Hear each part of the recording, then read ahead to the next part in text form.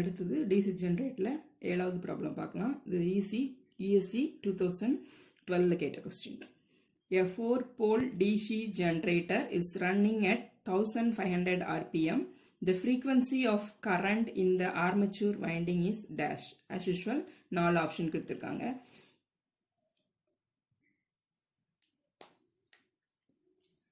நமக்கு ஸ்பீடுக்கு என்ன ஃபார்முலா அப்படின்னா n equal to 120 f divided by p. So இதிலிருந்து f equal to f இங்கே np divided by 120 np divided by 120 which is equal to n வந்து 1500 rpm. So 1500 into p equal to 4 நான் கொடுத்துருக்காங்க p 4 கொடுத்துருக்காங்க. n equal to 1500 rpm divided by 120. Simplify பண்ணீங்கன்னா it is equal to 50. f equal to 50. So இது answer எதுன்னு பார்த்தீங்கன்னா option A.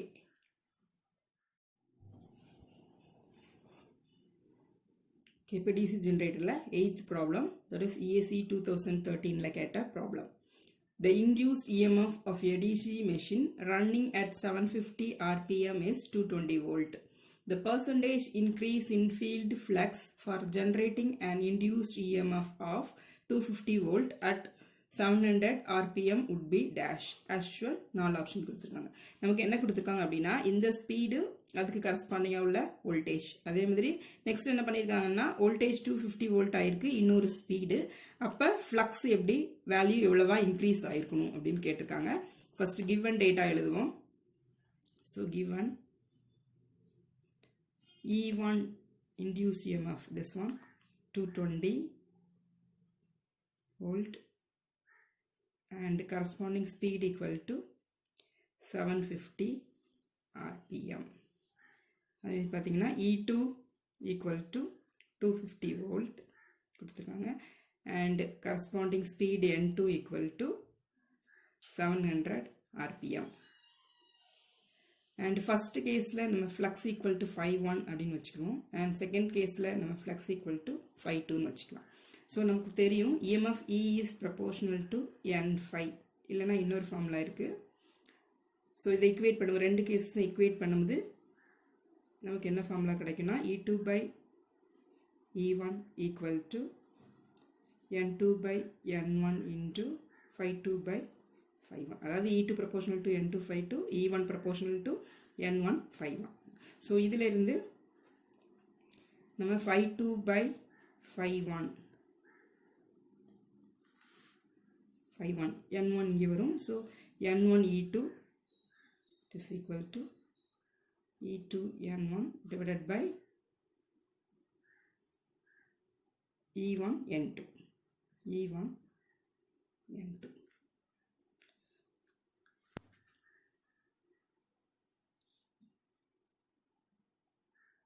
இப்போ நம்ம E2 எல்லா வேல்யூ சப்ஸ்டிட் பண்ண எல்லா வேல்யூம் கொடுத்துருக்காங்க. E2 equal to 250 into 750 N1 divided by E1 equal to 220 into N1 equal to 700.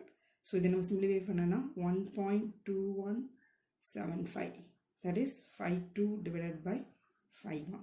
So 5.2 equal to 1.2175 so இதில் நம்ம எப்படி பர்சன்டேஜ் கண்டுபிடிக்கலாம், அதாவது இப்போ 5.2 equal to 5.1 அப்படின்னு இருந்துச்சுன்னா 5.2 equal to 5.1 இருந்துச்சுன்னா இதில் நமக்கு எப்படி எழுதலாம், equal to 1 into 5.1. ஸோ 5.1 கூட இந்த கோஎஃபிஷியன்ட் 1 வந்துச்சுன்னா நமக்கு 100%.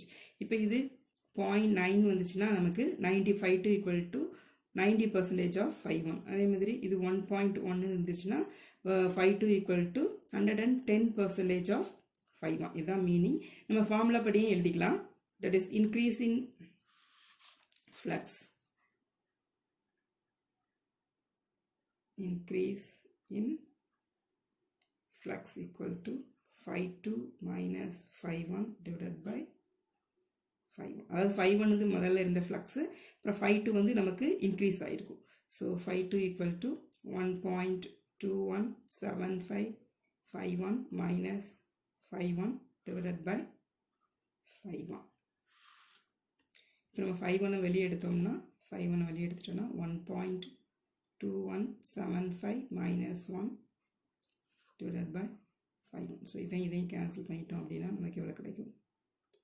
மேலே 1.2 minus 1 equal to 0.2175. ஸோ இது வந்து வேல்யூவில் கிடச்சிருக்கு. இப்போ நம்ம percentage increase அப்படின்னா percentage increase in flux, percentage increase in flux அப்படின்னா 100ஆல் மல்டிப்ளை பண்ணணும். So 0.2175 into 100, that is equal to 21.75%. So இது ஆப்ஷனில் எது அப்படின்னு பார்த்தோன்னா option C.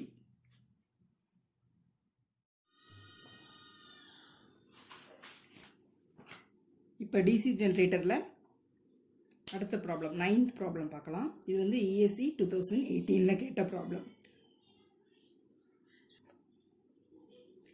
A 220 volt DC compound generator connected in long shunt mode has the following parameters: RA equal to 0.1 ohm, RSH equal to 8 ohm, or series field equal to 0.05 ohm.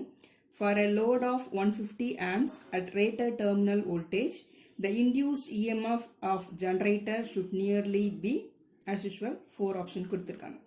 முதல்ல நமக்கு என்ன கொடுத்துருக்காங்க அப்படின்னா டிசி காம்பவுண்ட்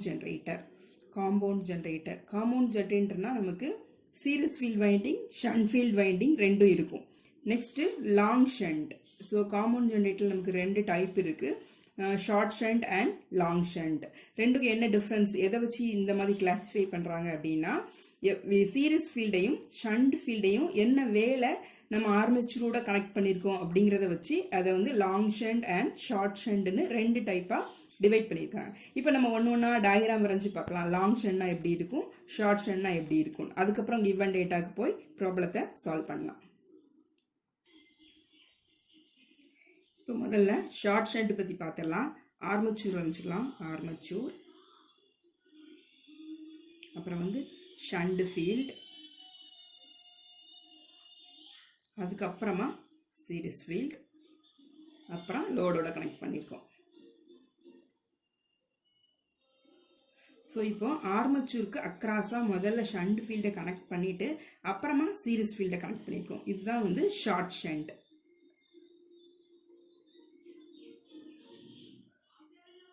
இப்போ long ஷண்ட்னா என்னென்னு பார்ப்போம். Armature முதல்ல series ஃபீல்டை இதோட கனெக்ட் பண்ணிவிட்டு அதுக்கப்புறமா ஷண்ட் ஃபீல்டை கனெக்ட் பண்ணுவோம்.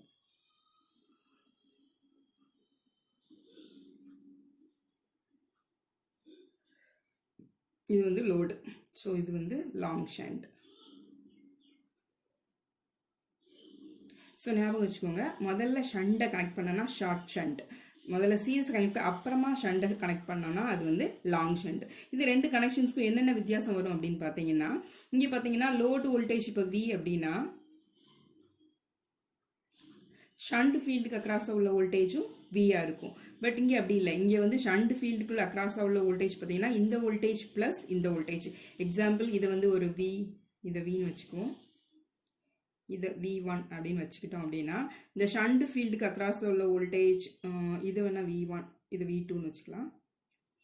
இப்போ இதில் பார்த்தீங்கன்னா V ஈக்குவல் டு, அதாவது ஷண்ட் ஃபீல்டுக்கு அக்ராஸாக உள்ள வோல்டேஜ் பார்த்தீங்கன்னா KVL படி இந்த லூப்பில் V equal to V1 plus V2 இப்படி வரும். ஆனால் இங்கே பார்த்தீங்கன்னா ஷண்ட் ஃபீல்டுக்கு அக்ராஸாக உள்ள வோல்டேஜ் வந்து V. இது டிஃப்ரென்ஸ் ஃபஸ்ட்டு வோல்டேஜில். நெக்ஸ்ட்டு கரண்டில் என்ன டிஃப்ரென்ஸ்னு பார்ப்போம். ஸோ இங்கே IA போட்டோம் அப்படின்னா டோட்டல் கரண்ட், இது வந்து ISH ஷண்ட் ஃபீல்டில் வர கரண்ட், இது வந்து ISE அந்த சேம் கரண்ட்னா லோடு வழியாக ஃப்ளோ ஆகும். So that is equal to IL. So இதில் என்ன case, IA equal to ISH plus ISE or IA equal to ISH by plus IL அப்படின்னு சொல்லலாம். ஸோ லோடுக்கும் சீரிஸ் ஃபீல்ட்லேயும் ஃப்ளோ ஆகிற கரண்ட் சேமாக இருக்கும்.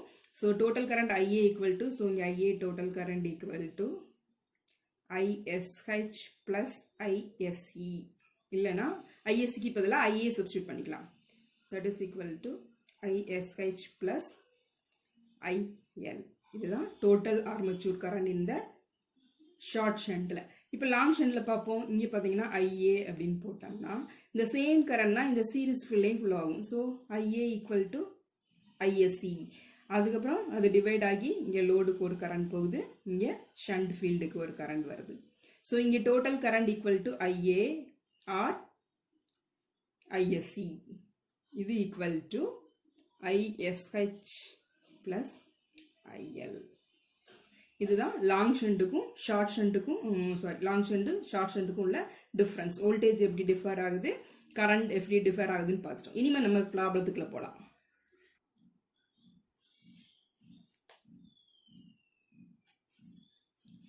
இப்போ நமக்கு ப்ராப்ளத்தில் என்னென்ன கொடுத்துருக்காங்க கிவன் அப்படின்னு எழுதிக்கலாம். வோல்டேஜ் கொடுத்துருக்காங்க 220 வோல்ட். அதுக்கப்புறம் ஆர்மச்சூர் ரெசிஸ்டன்ஸ் ஆர்ஏ கொடுத்துருக்காங்க 0.1 ஓம். அப்புறம் ஷண்ட் ஃபீல்ட் ரெசிஸ்டன்ஸ் ஆர்எஸ்ஹெச் கொடுத்துருக்காங்க 80 ஓம். அதுக்கப்புறம் series field resistance R series கொடுத்துருக்காங்க, அது வந்து 0.05 ஓம். அப்புறம் ஐஎல் கொடுத்துருக்காங்க, load current equal to 150 amps. என்ன கேட்டிருக்காங்க அப்படின்னா இஜி ஈக்குவல் டு என்ன, இதுதான் நமக்கு கொஸ்டின். இவ்வளோ டேட்டா கொடுத்துருக்காங்க, இஜி என்ன அப்படின்னு கேட்டிருக்காங்க. ஸோ இப்போ நம்ம டயக்ராமுக்கு போய் இஜி வந்து என்ன ஃபார்முலா அப்படின்னு பார்க்கலாம். இப்போ நமக்கு லாங் ஷண்ட் கொடுத்துருக்காங்க. ஸோ பாருங்கள், இங்கே இஜிங்கிறது வந்து இதில் ஜென்ரேட் ஆகிற வோல்டேஜ், நமக்கு ஜென்ரேட்டரில் ஆர்மச்சூரில் ஜென்ரேட் ஆகிற வோல்டேஜ். இதில் ரெசிஸ்டன்ஸ் ஆர்ஏ இருக்கும். ஸோ இங்கே பார்த்தீங்கன்னா ஜென்ரேட் ஆகிற வோல்டேஜில் ஆர்மச்சூரில் கொஞ்சம் ட்ராப் ஆகும், சீரிஸ் ஃபீல்டில் கொஞ்சம் ட்ராப் ஆகும். ரிமைனிங் வோல்டேஜ் தான் இந்த ரெண்டு டெர்மினலுக்கு இடையில கிடைக்கும். அதுதான் வி. லோடு வோல்டேஜும் இங்கே ஷண்ட் ஃபீல்டு வோல்டேஜும் ஈக்குவல். ஸோ இந்த வி இதுதான் V. Voltage across this one also V, load voltage also V. So இந்த வோல்டேஜ் ஈக்குவல் டு இங்கே தான் டோட்டல் வோல்டேஜ் இஜி மைனஸ் என்ன ஆகும், ட்ராப் வந்து ஆர்மச்சூரில் ஐஏ ஆர்ஏ மைனஸ் இதில் கொஞ்சம் ட்ராப் ஆகும். இந்த கரண்ட் என்னது IA into RSC. IA R ISC ரெண்டுமே ஒன்று தான். ஆர்மச்சூர் கரண்ட் இல்லைன்னா சீரிஸ் ஃபீல்ட் கரண்ட் ரெண்டுமே ஒன்று தான். So IA into RA plus RSC, அதாவது total voltage EG minus voltage drop in the armature minus voltage drop in the series field winding, that is equal to V. நமக்கு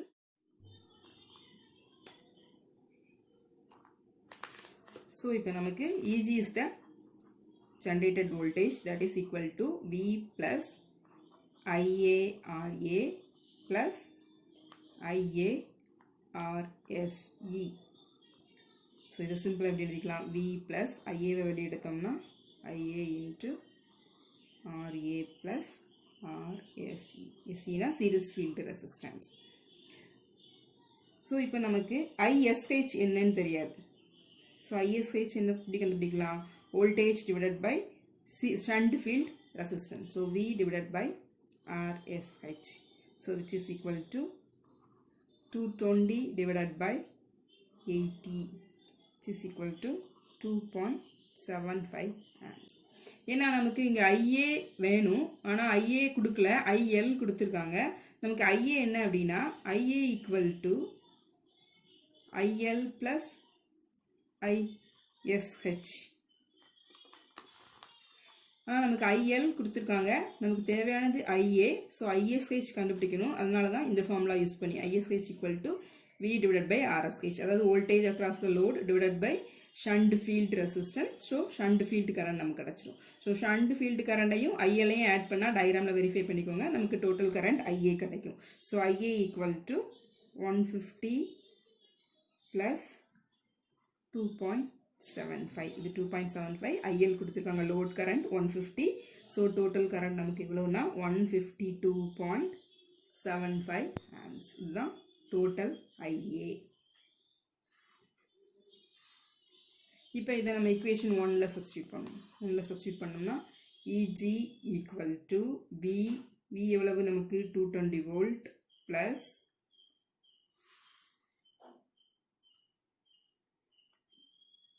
152.75 IA into 0.05 plus 80. 80 இது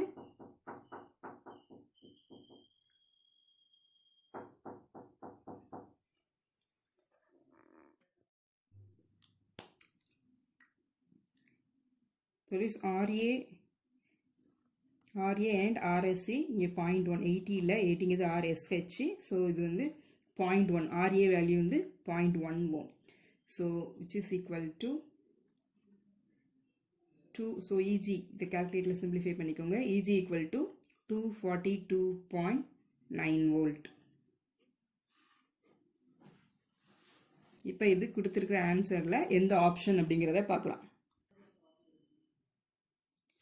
நமக்கு answer என்ன வந்துச்சு அப்படின்னு பார்த்தோம்னா 242.9 அது வந்து அப்ராக்சிமேட்டாக ஆப்ஷன் பி இதுக்கு தான் ஈக்குவல் 242.9 ஸோ கொடுத்துருக்க ஆப்ஷனில் பெஸ்ட்டாக இதுதான் மேட்ச் ஆகுது so option B is the correct answer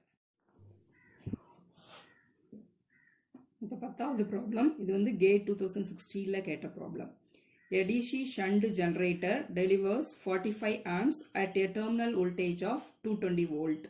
The armature and shunt field resistances are 0.01 ohm and 44 ohm respectively. The stray losses are 375. The percentage efficiency of the DC shunt generator is dash. இவ்வளோன்னு கேட்டிருக்காங்க இங்கே நமக்கு என்ன கொடுத்துருக்காங்க அப்படின்னு பார்த்தீங்கன்னா DC shunt generator so shunt generator diagram வரைஞ்சிக்கலாம் அதுக்கப்புறம் given data எழுதிக்கலாம் முதல்ல shunt generator வரைஞ்சிக்குவோம்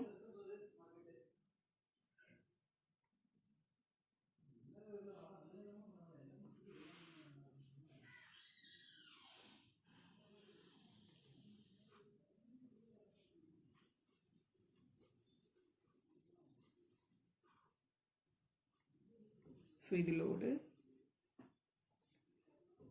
வோல்டேஜ் அதாவது டெலிவர் பவர் அட் என்ன வோல்டேஜில் கொடுத்துருக்காங்க அப்படின்னு பார்த்தா 220 volt so 220 volt and delivers 45 amps so load current இது வந்து IL equal to 45 that is IL given போட்டுக்குவோம் IL equal to 45 amps V equal to 220 volt அதுக்கப்புறம் ஆர்மச்சூர் ரெசிஸ்டன்ஸ் RA எவ்வளோன்னு கொடுத்துருக்காங்கன்னா 0.01 ohm and RF field resistance எவ்வளோன்னு கொடுத்துருக்காங்க அப்படின்னு பார்த்தீங்கன்னா 44 ohm and வேறு என்ன கொடுத்துருக்காங்க stray losses கொடுத்துருக்காங்க stray losses equal to 375 watts அப்புறம் efficiency எவ்வளவு அப்படின்னு கேட்டிருக்காங்க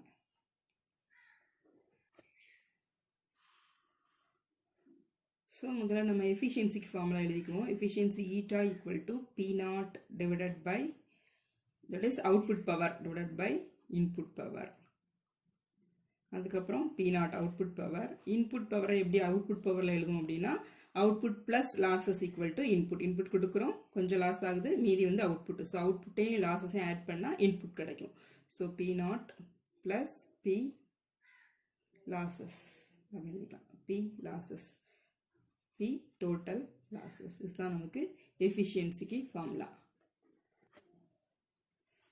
இப்போ கொடுத்துருக்க டேட்டால இருந்து P0 அவுட்புட் பவர் எப்படி கண்டுபிடிக்கலாம்னா நமக்கு வோல்டேஜ் கொடுத்துருக்காங்க அதாவது 220 volt and லோடு டெலிவர் ஆகிற கரண்ட் வந்து 45 ஸோ இந்த வோல்டேஜையும் இந்த லோடு கரண்டையும் தான் லோடு வோல்டேஜையும் லோடு கரண்டையும் மல்டிப்ளை பண்ணோன்னா நமக்கு லோட் பவர் கிடச்சிரும் தட் இஸ் அவுட்புட் பவர் கிடச்சிரும் So P0 equal to V into IL. So that is equal to 220 into 45 equal to 9900 watts. இல்லைனா 9.9 kilowatt. தான் வந்து output power. அடுத்து நமக்கு efficiency கண்டுபிடிக்க என்ன தேவை அப்படின்னு பார்த்தா input power equal to output plus total losses so நம்ம output இப்போ கண்டுபிடிச்சாச்சு இப்போ total loss கண்டுபிடிக்கணும் total lossக்கு என்ன formula P total losses equal to stray lossesக்குலாம் முதல் ப்ராப்ளத்தில் டீட்டெயிலாக எக்ஸ்பிளைன் பண்ணியிருப்பேன் நீங்கள் ரெஃபர் பண்ணிக்கோங்க stray losses plus armature copper losses that is PCU simple அப்படி போட்டுக்கலாம் armature copper losses plus copper loss of field winding field so இதுதான் டோட்டல். ஸோ இப்போ நம்ம டோட்டல் லாஸஸ் கண்டுபிடிக்கணும். இதில் ஸ்ட்ரே லாஸஸ் கொடுத்துருக்காங்க. ஸோ நம்ம இது ஆர்மேச்சர் காப்பர் லாஸ் என்ன, ஃபீல்டு காப்பர் லாஸ் என்ன அப்படின்னு இப்போ கண்டுபிடிக்கணும். ஸோ ஃபர்ஸ்ட் ஆர்மேச்சர் காப்பர் லாஸ்க்கு என்ன ஃபார்முலா, PCU ஆர்மேச்சூர் பார்த்தீங்கன்னா IA ஸ்கொயர் RA. அதே மாதிரி காப்பர் லாஸ் ஆஃப் ஃபீல்டு, அதாவது இங்கே ஷண்ட் ஜென்ரேட்டர்னால shunt field, that is equal to IF square RA. So நமக்கு என்ன கொடுத்துருக்காங்க, IL கொடுத்துருக்காங்க. ஸோ நமக்கு கொடுத்துருக்க டேட்டா பார்த்தீங்கன்னா இந்த IA IFும் கொடுக்கல. ஸோ IL கொடுத்துருக்காங்க. ஸோ ஃபார்முலா ஷண்டில் என்ன ஃபார்முலா நமக்கு பார்த்தீங்கன்னா IA total current equal to IL plus IF. So IF என்ன அப்படின்னு நம்ம கண்டுபிடிக்கணும். IA கொடுத்துருக்காங்க. ஸோ அதோட ஆட் பண்ணணும். IA 45 amps கொடுத்துருக்காங்க. ஸோ அதோட ஆட் பண்ணணும்னா நமக்கு IA கிடச்சிடும். பட் IFக்கு என்ன ஃபார்முலா நமக்கு தெரியும், voltage divided by shunt field resistance V by RF. அது கொடுத்துருக்காங்க 220 volt divided by 44. So which is equal to 10 divided by 2 which is equal to 5 amps. So IA equal to IL plus IF. So IA equal to IL 45. நமக்கு IF கண்டுபிடிச்சிட்டோம் 5 amps. So IA equal to 50 amps. So IA கண்டுபிடிச்சாச்சு. So இப்போ நம்ம armature copper loss கண்டுபிடிச்சலாம். PCU armature equal to IA square, that is 50 square into RA, that is equal to, what is RA value, 0.0 into 0.01. இதுதான் வந்து armature copper loss. அதுக்கப்புறம் copper loss of field, IF எவ்வளோ நமக்கு 5. so 5 square into and field resistance எவ்வளோ கொடுத்துருக்காங்க 44. இது எவ்வளோன்னு கண்டுபிடிச்சிக்கலாம். ஸோ கால்குலேட் பண்ணிங்கன்னா armature copper loss 25 watts and field copper loss 1100 watts. So total loss இந்த ஃபார்முலாவில் பண்ணலாம். ஸ்ட்ரே லாஸ் நமக்கு எவ்வளோ கொடுத்துருக்காங்க 375. So P total losses equal to stray loss 375, armature copper loss plus 25 plus field copper loss 1100, that is equal to, so total loss equal to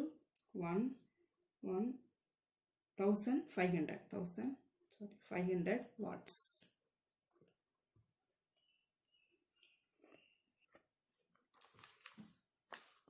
so நம்ம P0 ஏற்கனவே கண்டுபிடிச்சிருக்கோம். எவ்வளோன்னு பார்த்தீங்க அப்படின்னா 9.9 kilowatt இல்லைனா 9900 watt. இப்போ டோட்டல் லாஸ் கண்டுபிடிச்சிட்டோம். So P total equal to total losses equal to 1500 watt. So input PI equal to P0 plus P total losses equal to P0. இது ரெண்டையும் ஆட் பண்ணால் நமக்கு கிடைக்கிது. So 9900 plus 1500 which is equal to 11400. இதுதான் PI யோட value, that is input power value. Efficiency equal to P0 divided by PI equal to output power by input power equal to output 9900 and input 11400. So போட்டு பார்த்தீங்கன்னா 0.8684. So percentage efficiency அப்படின்னு பார்த்தீங்கன்னா 100 into efficiency which is equal to 86.84%. இதை மாதிரி video இன்னும் நிறைய வேணும்னு நினச்சிங்கன்னா மறக்காமல் சப்ஸ்கிரைப் பண்ணி அந்த பெல் பட்டனையும் அழுத்திடுங்க. அப்போ தான் புது வீடியோ போடும்போது உங்களுக்கு நோட்டிஃபிகேஷன்ஸ் வரும்.